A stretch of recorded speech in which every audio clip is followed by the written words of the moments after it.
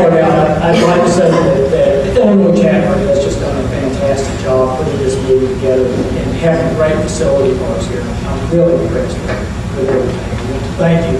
And I especially want to thank the National Association for inviting me to come speak. Jack vetted this. He came and heard a version of this talk in Athens earlier on. Make sure it was family friendly and appropriate. So he's done that. And Jerry is right on top of everything. You do great work. You know, normally, or in the past, I've come to conferences, and typically I have talked about some aspect of the Trail of Tears or removal in North Carolina, because that's where I really focused my research. And, but today,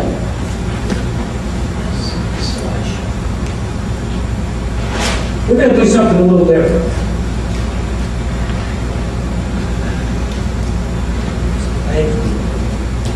Get this where I can see it. So, you know, the title of this talk didn't really give away my punchline. I guess this slide probably does. You know, as you can see, I've chosen what's a pretty off-the-wall topic to talk about today, and that's the relationship between a volcano in Nicaragua and the Cherokee removal of 1838. There actually is a relationship there. I began developing this material more than a year ago for a talk at the recent Cherokee reunion at Red Clay.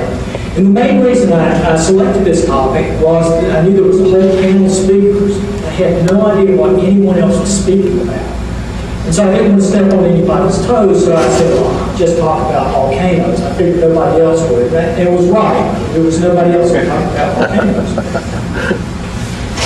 So, you know, in thinking about our ongoing research on forced Cherokee exodus of 1838, oftentimes we focus on details about trail routes or supply contracts or dates of port occupation and a host of other particulars, because these things are, you know, they breed immediacy, realism into those events 172 years ago. Pretty much like our first-person interpreter, presenter did last night. It makes it very immediate. Talk about immediacy. What I'd like to do today, though, is I'm going to step back a little and take a more global perspective on that period from 1835 to 1839 and examine the role of geologic and climate processes that shapes Cherokee removal.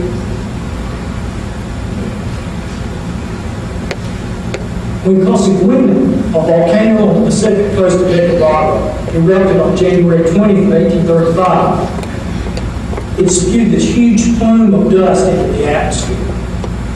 For 2.5 days, it was pitch black for 75 miles around that volcano. The local folks there in Nicaragua thought that the end of the world was at hand. Volcanic dust fell as far away that people observed immediately as far away as Jamaica from this volcano.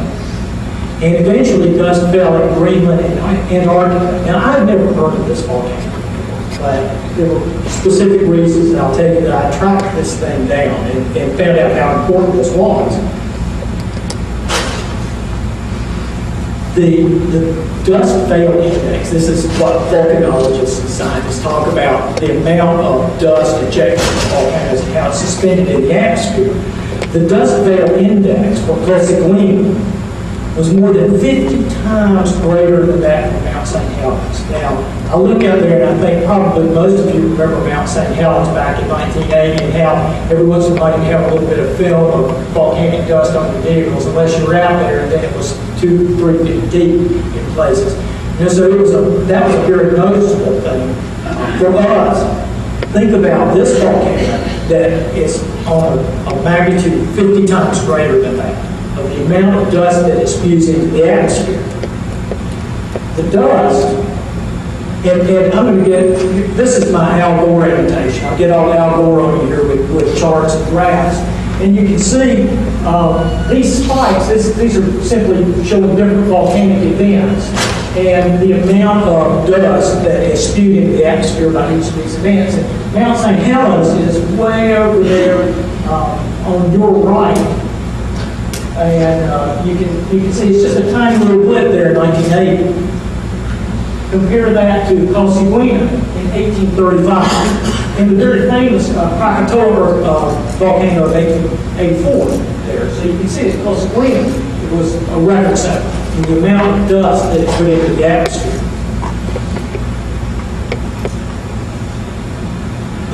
What this next graph shows, and I'll get off of these graphs in a minute, but that the dust and the aerosolized chemicals, various sulfates in particular, that came from that volcano, it cast a pall over the entire Earth, and it chilled down the planet. Now this is a graph that shows dips in temperature from what's an estimated normal, following different volcanic events.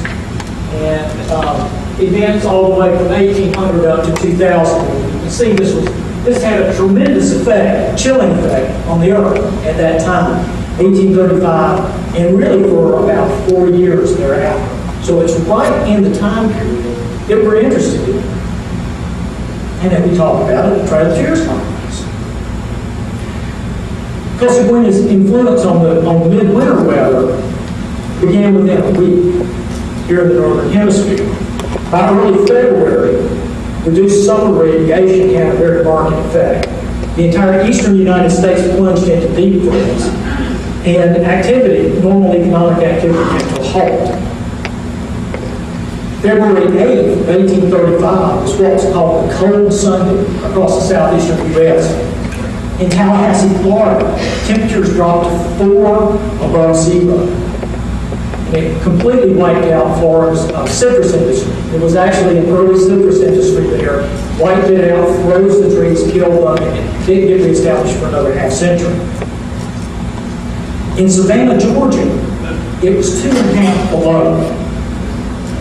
In Athens, Georgia, it was 10 below. And in Clarksville, Georgia, which was right up close to the Cherokee Nation, it was 16 below. Now, I haven't figured out yet exactly what it is for the Cherokee Nation at that time, but we know that in East Tennessee, where they hadn't invented thermometers yet, I lived there for 20 years, cattle froze to death out in fields. That's pretty good or bad measure.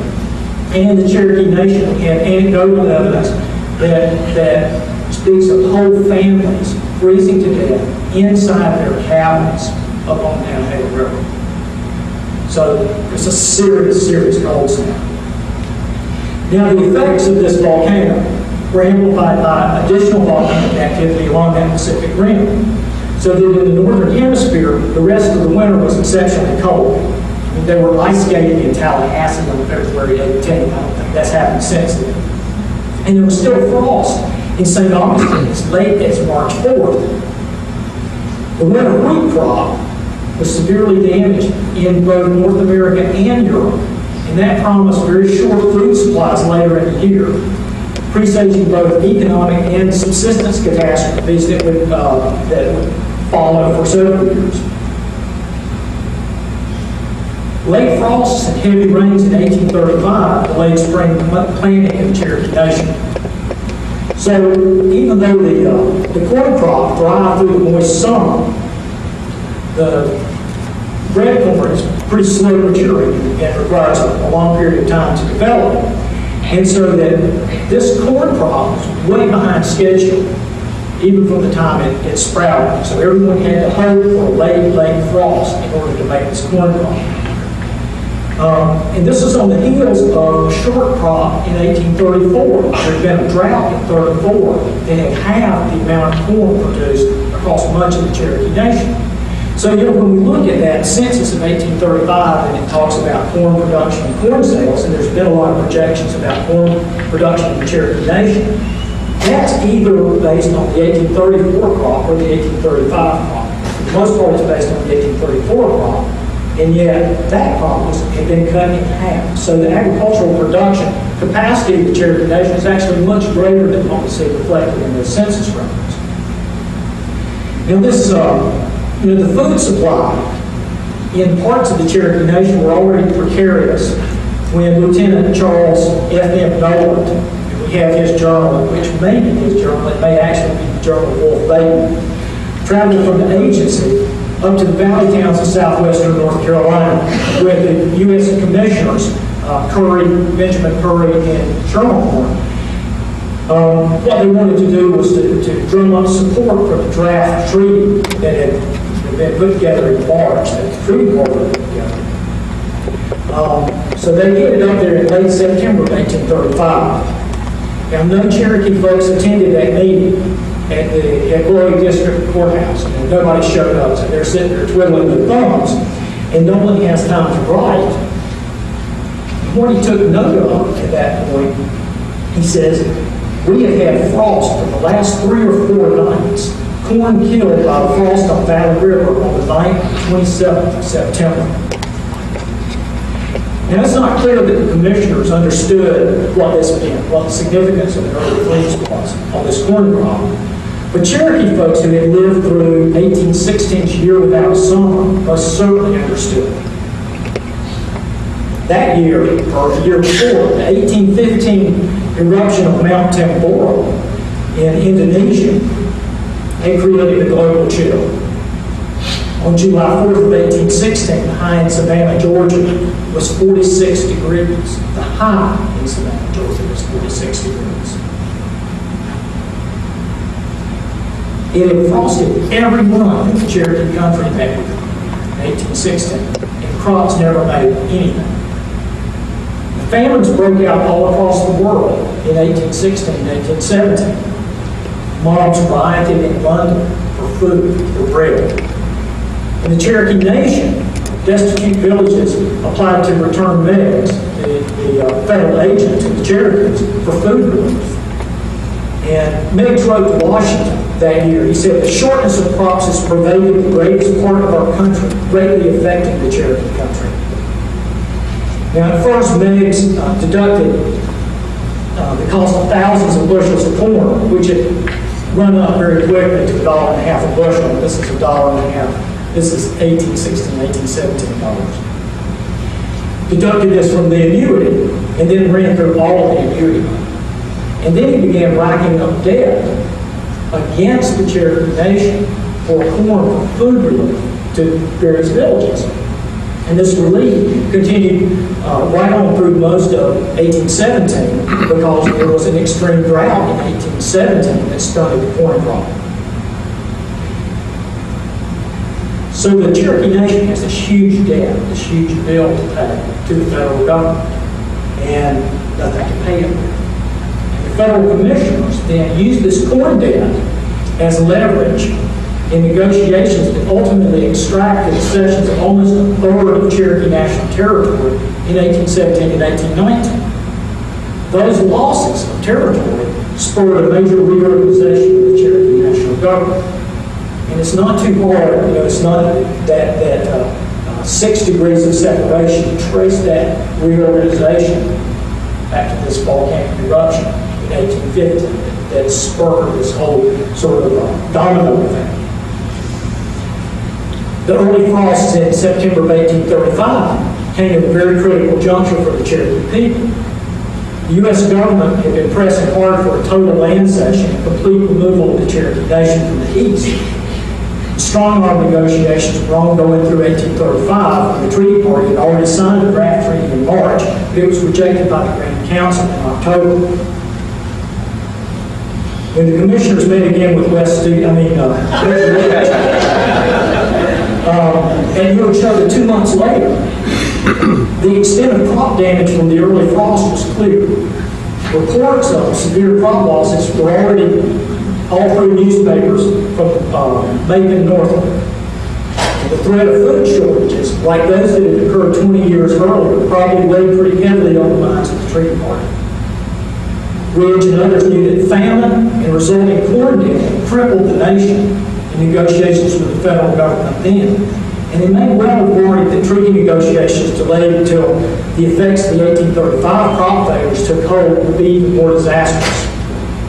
So Ridge and his cohorts rushed to finish the negotiations that we see resulting in the infamous Treaty of New Echota, signed December 29, 1835. Now we know that these crop failures figured into the treaty negotiations. And the reason we know is it's actually codified in the treaty itself. Article 18 says, whereas in consequence of the unsettled affairs of the Cherokee people and the early frosts, their crops are insufficient to support their families and great distress is likely to ensue. And whereas the nation will not until after their removal able advantageously to expend the income of the permanent funds of the nation, it is therefore agreed that the annuities of the nation which may accrue under this treaty for 2 years, the time fixed for their removal, shall be expended in provisions and clothing for the benefit of the poorer classes of the nation. And the United States hereby agree to advance the same for that purpose as soon after the ratification of the treaty as an appropriation of the same shall be made. Well, these unsettled affairs refer to the years of disruptions and harassment of Cherokee farmers by the state of Georgia and its militia. The early frosts, on top of these 1834 shortfalls in production, may have finally tipped the scales for the Cherokee nation. Now, on its face, Article 18 appears to be solely for the welfare of the poorer class of the nation, that is, the largely anti-removal Ross Party nationalists, who would be most directly affected by the food shortages. But this clause is actually far more insidious than that. Because what it does is it gives the federal government legal cover to expropriate the Cherokee annuity, which was the only source of public national income that could support the nationalists' efforts against removal. The federal government had already short-circuited annuities accruing under previous treaties, withheld payments to the Cherokee national government, and accounted those funds in escrow under the pretense that the Cherokee nation didn't exist in annuities. But by dispensing the annuities, per capita distributions to citizens, directly to citizens for hunger relief, the U.S. War Department provided the legitimate Cherokee government with financial support and empowered the treaty party as the dispensers of humanitarian aid. And this was a virtual government coup for the richest and their adherents. As we'd expect, the 1835 crop failure caught up with world food supply by the spring of 1836. Famines spread across the United Kingdom, continental Europe, India, and Japan, sparking food riots and civil unrest. The first of the Irish potato famine struck then, and hundreds of thousands of Japanese starved to death in the infamous 1836-1837 Tempo famine. In the United States, food prices skyrocketed. Failures of corn, wheat, and cotton crops in 1835 had a cascading effect on the economy. Overextended American farmers defaulted on loans and credit with land speculators and merchants, who were in turn unable to pay their obligations. This stress, combined with Jackson's specie circular and withdrawal of credit from the Bank of England, shook world markets and sparked the panic of 1837, which was followed by America's first Great Depression. Here we see a couple of cartoon views of King Andrew I treading on the Constitution. And then right then, in 1837, his mantle of power passed over to Martin Van Buren. And this cartoon shows all the woes that Van Buren inherited. On one hand, the specie circular, in the back there, writhing over the demands for specie to pay any kind of government obligations. But his other foot is resting on this page that says Indian claims. By now, the national press was picking up on the fact that the U.S. government had all these obligations out under the various treaties made following the Indian Removal Act, and now had to pay all this out. And so they were, raising hell about having to pay money for the land they had taken away from Native peoples. And across the United States, we see what has emerged as the first Great Depression that America fell into. it really sort of, everything fell apart in 1837, and you don't see any kind of economic rebound until after 1840 in the U.S. And this is a very complex cartoon I won't ask you to analyze, but it's basically everybody on work, looking for money, begging John Bull in England for a handout, etc. Now, in and around the Cherokee country, the crisis was more immediate. Food shortages hit the upland South by the middle of 1836, when supplies had to be hauled by wagon from the port of Charleston to Asheville, North Carolina to prevent famine. On May 23, 1836, Evan Jones, who was the Baptist missionary of the Cherokee Valley towns, reported the peculiarly, I can't say it, embarrassing situation in which we, in common with the whole community, have been thrown in consequence of the scarcity of corn, has deranged our regular course of operation to a considerable extent, and has added other cares both for ourselves and the people. We've had some meetings thinly attended on account of the people being scattered in search of provisions. And by July 26, 1836, Jones wrote, the scarcity of provisions combined with political distresses have greatly retarded our labors. The congregations have sometimes been small on account of the absence of a great part of the population in search of provisions. The trying time for the Cherokees has arrived. They are in a distressful condition. Provisions very scarce and dear. Corn $2 a bushel and bacon 20 cents a pound. In February 1837, General John Ellis Wool was writing from Red Clay that so determined are they in their opposition, that is to the treaty, he's talking about the Ross Martin Nationals here, that not one of those who were present and voted in the council held but a day or 2 cents at this place, however poor or destitute, would receive either rations or clothing from the United States, lest they might compromise themselves in regard to the treaty. These same people, as well as those in the mountains of North Carolina, during the summer past, preferred living on the roots and sap of trees rather than receive provisions from the United States. Thousands, I have been informed, had no other food for weeks. Many have said they will die before they leave the country. Now, what Wool omits here is the fact that he'd been dispatched with troops to North Carolina in the summer of 1836 to quash a fictitious Indian uprising that had been rumored by white Carolinians who had seen rifle-toting Cherokees dispersed in the woods hunting for food. And they viewed this as an ominous sign. So Wool goes into North Carolina. They take North Carolina Cherokee leaders hostage and demand that the folks around there turn in their guns and submit to the terms of the New Echota Treaty. He collected hundreds of firearms. Most of them were broken guns. But he robbed many Cherokee families of the very tools that they needed to hunt for subsistence in the middle of this food crisis. Now, the food shortfalls of 1836 continued into 1837. The summer of 1836 was the wettest in more than 7 years in the Cherokee region. And I'm just showing you another one of our famous graphs here to show that we have a continued downturn in global temperatures long after this volcano. The effects are lasting for several years, and temperatures, average temperatures are going down. Now, this is the mean July-August temperature. Which I just stood this year. We were out working in the field. They were definitely not below normal this year, but they were far below normal. And usually colder weather in July that year. Frost is recorded in the North Carolina mountains for July 4th of 1836. Limited the crop yields. In addition, many Cherokee families failed to plant crops in 1836 in anticipation of immediate removal, and continuing food shortages significantly contributed to the anguish of the Cherokee people as they struggled to keep their homelands.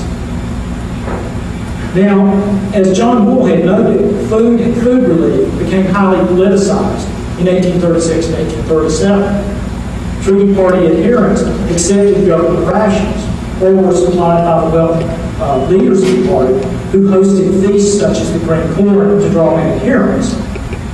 The majority nationalists were less fortunate. Without annuity funds, the Ross Party couldn't distribute aid to the thousands who needed help. Yet when George Fanshawe visited Red Clay Council In August of 1837, he witnessed massive feasting sponsored by the National Council. Here's what he says. The expense of feeding this multitude, which was defrayed by the council, was very great. 15 beeves were said to be killed every day, and a proportionate quantity of Indian corn used. 24 native families were employed in cooking the provisions and serving the tables, which were set out 3 times a day. The beef was cut into small pieces, 3 or 4 inches square, and kept stewing for several hours.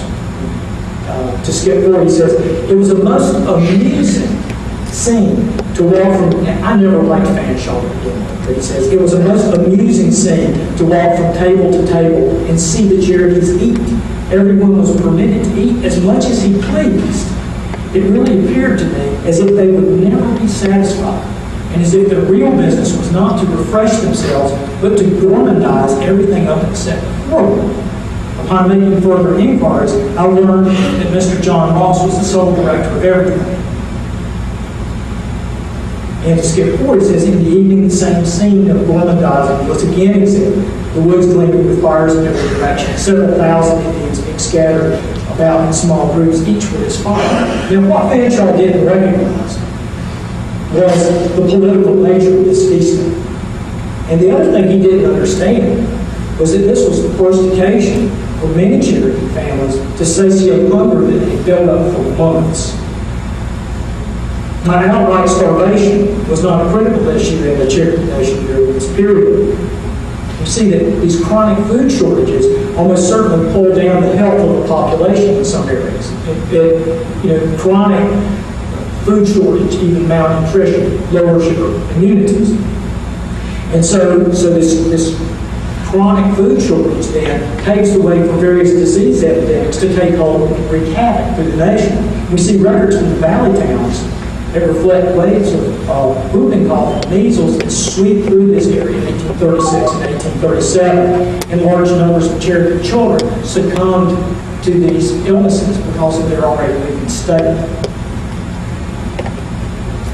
Now, neither did the weather relent through this period.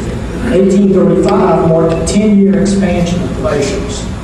And it marked what some people have called the last flourish of the Ice Age. 1837 was the coldest of the last 250 years. Now, odd weather patterns continued right on up through 1838. A late cold spring was punctuated by heavy rains that plagued the military roundup of Cherokee citizens in the mountains. This abruptly turned into a scorching winter drought that engulfed the eastern 2/3 of the continent. The unrelenting heat was dangerous. Daniel Buttrick observed in August that year that the heat at Creek Path was so excessive that a horse tied to a post would just drop dead. And he was worried about people who around these camps, constantly under this extreme conditions, extreme heat pressure. Now, the War Department's original plans were to quickly deport the Cherokee population to the west via steamboat, and these just evaporated because of the rapidly falling river levels that rendered the Tennessee, Ohio, and Arkansas unnavigable. The falling water table and the intense heat were harbingers of cholera, which was already sweeping Knoxville in the summer of 1838 and had been brought on by contaminated water sources there. And that made overland travel far too dangerous. So the Cherokee immigration was postponed until the fall. Even as late as September 1st, Daniel Buttrick noted, this is the date appointed for the Cherokees to commence their journey to the west.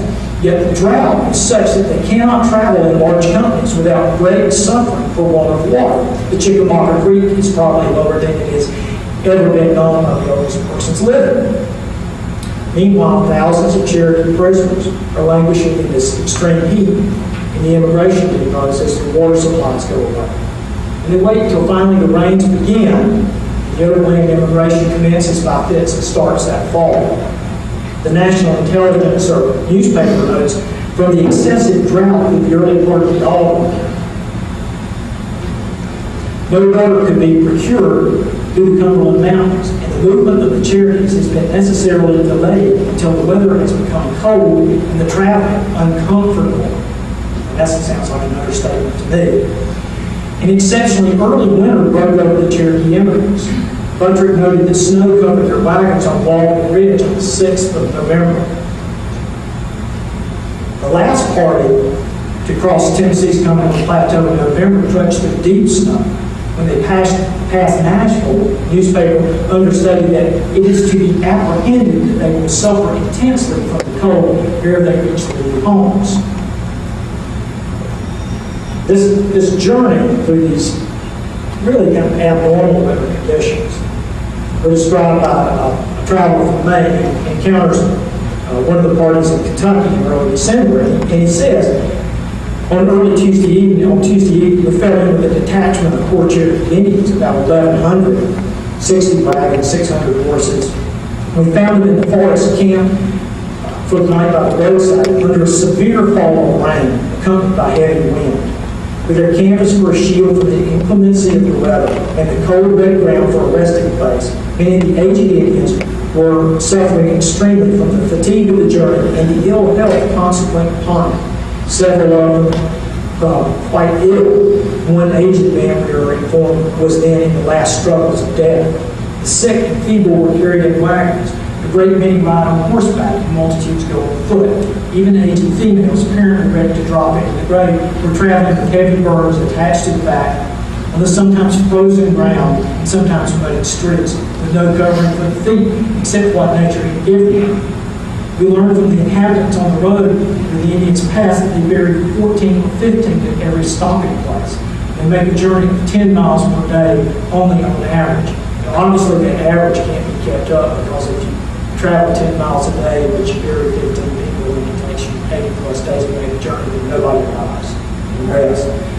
But still, what's being depicted are pretty extreme conditions for the traveler. For several of the immigrant detachments, then, unusually early ice flows in the Ohio and Mississippi rivers posed major hazards and delays in the crossing. In late December, Reverend Daniel Buttrick observed, it said the detachments now in Mississippi are stopped by floating ice, and Mr. Hildebrand's detachment is stopped by the same floating ice. Is stopped by the same means at the Ohio River. Now, one thing I'll say about that year, we have navigation records for that year. The Mississippi River was open for navigation for only 5 of the 12 months that year. Because water levels were so low earlier on, and the ice came on so quickly, it was a very, very short window just for normal river navigation. Martin Davis, who accompanied Daniel's detachment, noted, "There's the coldest weather in Illinois I ever experienced anywhere. The streams are all frozen over something like 8 or 12 inches thick. We are compelled to cut through the ice to get water for ourselves and animals. It snows here every 2 or 3 days at the farthest. We are now camped in the Mississippi swamp 4 miles from the river, and there is no possible chance of crossing the river for the numerous quantity of ice that comes floating down the river every day. We have traveled only 65 miles in the last month, including the time spent at this place, which is about 3 weeks. It is unknown when we shall cross the river." These overland immigrants endured several more weeks of highly varied, harsh winter conditions before they arrived to a warm yet troubled spring in Oklahoma. Extreme weather prevailed until 1844, as the last of the Little Ice Age gradually spun out. These conditions no doubt hampered the recovery of the new Cherokee Nation West. Now, between Alabama and the Weather Channel, you're probably all worn out of hearing about climate change and climate stories. And you're probably wondering if this volcano that we're talking about actually made any real difference in the Cherokee removal. And the answer is yes and no. Because Sequoyah didn't cause the Treaty of New Echota. It didn't cause the military deportations or the trade tours. The Cherokee Nation was already under extreme pressure from Georgia and the federal government to remove. Political factions in the nation had already formed. Attempts at a removal treaty were already afoot by the time of the eruption. The draft treaty had been circulating since March 1835, and many Cherokee people considered the outcome inevitable long before the Killing Frost in September. The weather disruptions that emanated from Sequoyah sister eruptions, while they did not alter the core facts of the political crisis that enveloped the Cherokee Nation, what they did do is they changed the frequency and amplitude of nature's forces that were levied on the people who were already under extreme duress and bringing the breaking point ever closer. In the midst of a continuous buffeting by the federal and state governments, militias, and American citizens, the Cherokee people couldn't even get a break from their crop year, or normal rainfall, or normal temperatures. Cherokee families were beaten down by frequent freezes, droughts, deluges, crop failures, and food shortages. It was as if the plagues of Egypt had been visited upon them. And you can see that there's a declared Cherokee National Days of Prayer and Atonement as people tried to figure out and understand why they were beset with all these troubles. The overwhelming political stresses synergized then with these anomalous natural forces to create a maelstrom that engulfed the Cherokee Nation. These pressures combined to physically weaken the Cherokee population so that large sectors were vulnerable to the waves of whooping cough and measles and influenza that swept through between 1836 and 1838, substantially increasing normal levels of mortality before the military roundups even began. Once the additional stresses of arrest and detainment and displacement were heaped on the nation's troubles, mortality skyrockets. Overland travel through the unusually harsh winter of 1838-39 would have been difficult for a healthy population. It was devastating for people whose health and nutrition were already compromised. If the nation had only had to endure the political pressures or the climate and diet stresses, the population would survive far more intact to the spring of 1839. Instead, the nation was hit by a perfect storm. A Holocaust from which it miraculously emerged and rebuilt itself in the West. And what lessons? That does seem like a punchline. But what lessons can we take away from this?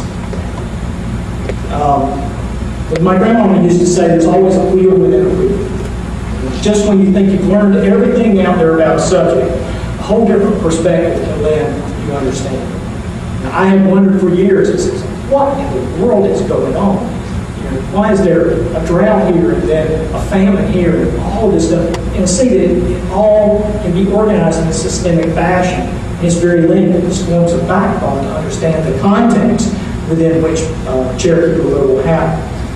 And what I think I've learned is that a much larger global context can help me understand the trials and travails of the Cherokee people in a much more systemic sense. And then finally, I want to soapbox a little bit and say, here we see an object lesson about how close to the edge we all really live.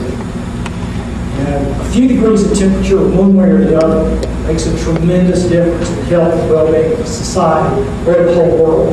And as we've seen, just a few years of adverse conditions can be devastating. We're not immune to this. And the dust all settled across the wind and everything returned to normal. But if you're dealing with pressures where the dust isn't going to settle, then we have to figure out how to deal with that. So to end on a down note, thank you very much.